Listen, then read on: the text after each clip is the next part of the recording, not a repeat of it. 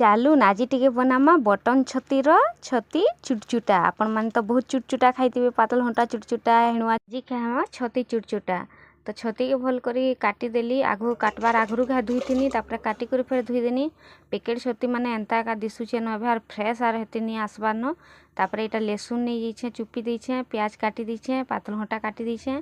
तापर तेल रे आगु टिके छती के भाजी देमी आ छतीर जेते पानी अंश थिबा बाहरी जिबा तापर छती के छानी के रखी देमी। आ इटा थिला पर दिन रातिर वीडियो आज पोस्ट करूछे। ई रेसिपीटा जार घरे कम जन अछन बने कर खाइले बढ़िया जह लोग थिले तो ओटे नहीं केते छती के हेंदे चुटचुटाप जार घरे जन दी जन खाउछन बढ़िया लागसी भल लागसी एंता भाजी कर खाइले। तो एटा तेल दे देली सुरसो दे देली लहसुन दे देली आउ लहसुन टा पूरा मेन है लहसुन देले ही तार टेस्ट बढ़ी कर आसी।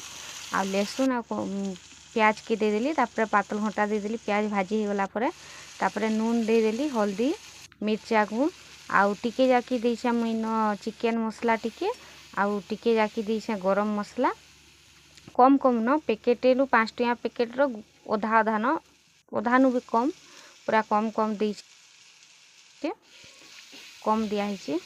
ई छती चुटचुटा थी इथरा पानी ही दियानी हो टोटाली इटा खाली पातल घंटा जे रस सेतरे ही हेबा आ हेती ले बोली करी इतार नाम मुई निजे दीछे छती चुटचुटा बोली करी आ एटा चुटचुटे दमा जेंता हेणुआ पातल घंटा चुटचुटासन हेंता।